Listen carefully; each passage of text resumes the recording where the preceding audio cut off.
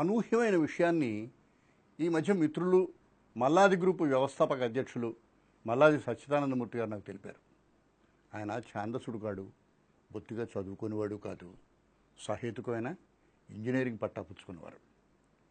తులసీదాస్ రచించిన హనుమాన్ చాలీసా తెలియని, చదవని, వినని భారతీయుడు ఉండడు. ఇది పుక్కిట పురాణం అని, మత ఛాందసం అని భావించే భారతీయులు చాలామంది ఉంటారు. ఓ చోట యుగ సహస్ర యోజన పరభాను లీల్యోతాహి మధుర ఫలజాను అన్నాడు తులసీదాస్. పసితనంలో హనుమంతుడు సూర్యుడిని చూసి ఫలం అనుకొని ఆ లోకానికి ఎగిరేట. ఇంతవరకు ఇది పుక్కిట పురాణం ఒప్పుకుందాం. ఓ కోతి ఏమిటి, సూర్యుడి దగ్గరికి ఎగరడం ఏంటి అనిపించడం సహజం. సరే, ఎంత దూరం ఎగిరాడు? యుగ సహస్ర యోజన పరభాను. ఇది తులసీదాస్ కల్పించింది కాదు, శాస్త్రీయమైన తూకం. లెక్క చూద్దాం.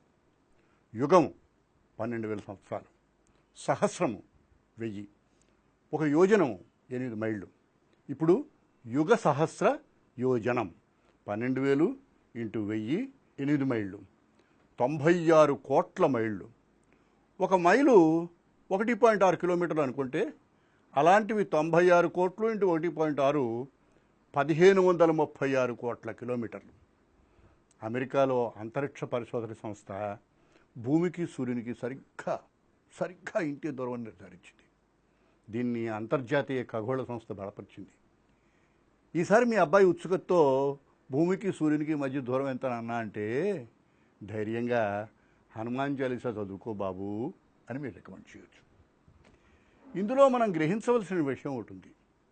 ఆ రోజుల్లో పెద్దలు మనకి కొన్ని పడికట్టురాళ్ళని ఏర్పరిచినా కేవలం కాకమ్మ కథలు చెప్పలేదు. తరతరాల విజ్ఞానాన్ని కాచి వడబోసి దాన్ని మనకు అందేటట్టుగా కాకమ్మ కథంత సరళం చేశారు. మనం అబ్బురపడేంత శక్తి సామర్థ్యాలు హనుమంతుడికి ఉన్నాయని మనకి చెప్పబోయారు. ఇంత లెక్క తులసీదాస్ మనసులో ఉంది, అతను చెప్పిన స్తోత్రంలో ఉంది. దానికి అంతర్జాతీయ సంస్థ మద్దతు ఉంది. మరో సరదైన కథ. నేను సినిమా నటుడయ్యే కొత్త రోజుల్లో దాదాపు 3.5 దశాబ్దాల కిందట నా నుదుటి మీదకి చుండ్రు పాకేది. రచయిత నుదుటి మీద చుండ్రు వల్ల నష్టం లేదు, కానీ నటుడినయ్యే తొలి రోజులు కదా, కనుక సత్వరచర్య అవసరమని దేశంలో కల్లా గొప్ప చర్మవ్యాధి నిపుణుడి దగ్గరికి వెళ్ళాను. ఆయన పేరు డాక్టర్ ఏ తంబయ్య. చెన్నైలో పూనమల్లి హైవే రోడ్లో ఆయన క్లినిక్. ఈయన దేశ స్థాయిలో డాక్టర్ పిసి రాయ్ అవార్డును పుచ్చుకున్న ఘనుడు, చాలా పేరున్నవాడు. నా సమస్యను చూసి తీరా వెళ్ళాను కనుక, డబ్బు ఇచ్చాను కనుక ఏదో చూపు రాసి, అన్నిటికన్నా ముఖ్యం పొద్దున్నే సూర్యుని ఎండలో తలకి నువ్వుల నూనె రాసుకొని 10 నిమిషాలు నిలబడమన్నాడు. ఇదేమిటి, చిన్నప్పుడు మా అమ్మమ్మ నువ్వుల నూనె రాసుకొని పొద్దున్నే ఎండలో నిలబడితే సూర్యభగవానుడి ధర్మం అని ఎలాంటి చర్మవాదులైనా పోతాయింది కదా. ఆవిడ మా అమ్మమ్మ, ఈయన డాక్టర్ ఏ తంబయ్య, ప్రత్యేక నైపుణ్యం గల ప్రముఖ వైద్యుడు. సరే, ఈ 10 నిమిషాలు ఏం చేయాలి అడిగాను. కావాలంటే హిందూ పేపర్ చదువుకో లేదా పాటలు పాడుకో అన్నాడు. సరిగ్గా మా అమ్మమ్మ అదే చెప్పింది, 10 నిమిషాలు ఆదిత్య హృదయం చదువుకోమని. ఆదిత్య హృదయం పుణ్యం సర్వశత్రు వినాశనం జయావహం జపేన్నిత్యం అక్షయం పరమం శివం. ఈ శ్లోకాలు చెప్తే సూర్యుడు దేవుడేంటి, కాళ్ళు లేని అనూరుడు అతనికి సారథేమిటి, 7 రథాలేంటి పోమ్మా, మా తంబయ్య గారు చెప్పిందే వేదం అని 21వ శతాబ్దం చదువుకున్న కుర్రాడు ఎగతాళి చేయొచ్చు. విజ్ఞానాన్ని విశ్వాసంగా మలిచిన అద్భుతమైన కాలం అది.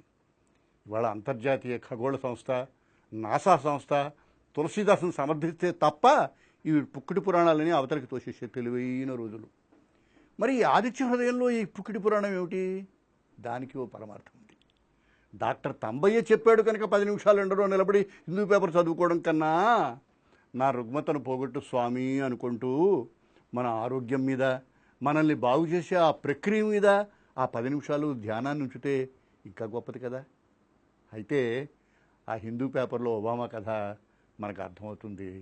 తులసీదాస్ చెప్పిన హనుమాన్ చాలీసా మనకు అసందర్భంగా కనిపిస్తుంది. అవసరమైన ప్రక్రియను మనల్ని అబ్బురపరిచి ఆశ్చర్యపరిచే అతి ప్రాథమికమైన విశ్వాసంగా మలిచి తరతరాలు మన మనస్సుల్లో సంప్రదాయంలో నిలిపిన పెద్దలు ఎంత ముందు చూపు గలవారు. విజ్ఞానానికి ఎల్లుంది, విశ్వాసానికి విస్తృతుంది. విజ్ఞానం నిర్ధారిస్తుంది, విశ్వాసం మనసును ఆయత్తం చేస్తుంది. విజ్ఞానం మానవ మేధకు సంబంధించింది, విశ్వాసం ఒక జాతి వికాసానికి సంబంధించింది. విశ్వాసం మత ఛాందసుడి గుడితనం కాదు, సంప్రదాయవాది బలహీనత కాదు, ఆర్ష విజ్ఞానం సిద్ధం చేసుకున్న ముసుగు కాదు, అన్నిటికీ మిల్చి ఆలోచనకి తావివ్వని జబ్బు కాదు. ఏ కాలానికైనా, ఏ పనికైనా, ఏ విజయానికైనా ఉండాల్సిన ప్రాథమికమైన అర్హత. ఈ తరం చదువుకున్న మనిషి, మా మిత్రుడు ఫ్యామిలీ డాక్టరు ఎప్పుడూ నాకు మాట చెప్తూ ఉంటాడు. ఏ రోగానికైనా వైద్యం ఫలించడానికి 4 డీలు అవసరమని. అవి డయాగ్నోసిస్, డ్రగ్, డిలిజెన్స్, డెడికేషన్. అనగా రోగ నిర్ధారణ, మందు, శ్రద్ధ. 4వది కానీ ముఖ్యమైనది ఈ వైద్యం ఫలిస్తుందనే విశ్వాసం. చిన్నప్పుడు తేలు కుడితే మా నాన్నగారు నన్ను విశాఖపట్నంలో మంగళగిరి సీతారామయ్య గారి ఇంటికి తీసుకెళ్తే నాకు బాగా గుర్తుంది. ఆయన నా ముందు కూర్చుని పెదాలు కదుపుతూ ఏదో వర్లించేవాడు. నాకు భయంకరమైన బాధ. తర్వాత నన్ను నోరు తెరవమని నోట్లో ఏదో వేసేవాడు. విచిత్రం, మరో 10 నిమిషాలకు బాధ తగ్గడం ప్రారంభించేది. ఇప్పుడు ఆలోచిస్తే సీతారామయ్య గారు 2 స్థాయిల్లో వైద్యం చేశాడు. మంత్రాలకు చింతకాయలు రాలుతాయనే విశ్వాసాన్ని పునరుద్ధరించాడు. నొప్పికి అసలు మందు ఏదో ఇచ్చాడు. మందు వల్ల నొప్పి పోయింది, మంత్రం వల్ల విశ్వాసం బతికింది. ఇది అపూర్వమైన చికిత్స. నాసాని, అంతర్జాతీయ ఖగోళ విజ్ఞానాన్ని మాత్రమే నమ్మే ఈనాటి విజ్ఞత ఒక గొప్ప స్థాయిలో శాశ్వతంగా మన సంప్రదాయంలో ఇన్సులేట్ చేసిన మరో విలువైన చికిత్సను వదులుకుంటోంది. ఇందుకు తులసీదాసు, డాక్టర్ తంబయ్య, మంగళగిరి సీతారామయ్యలే ఉదాహరణ.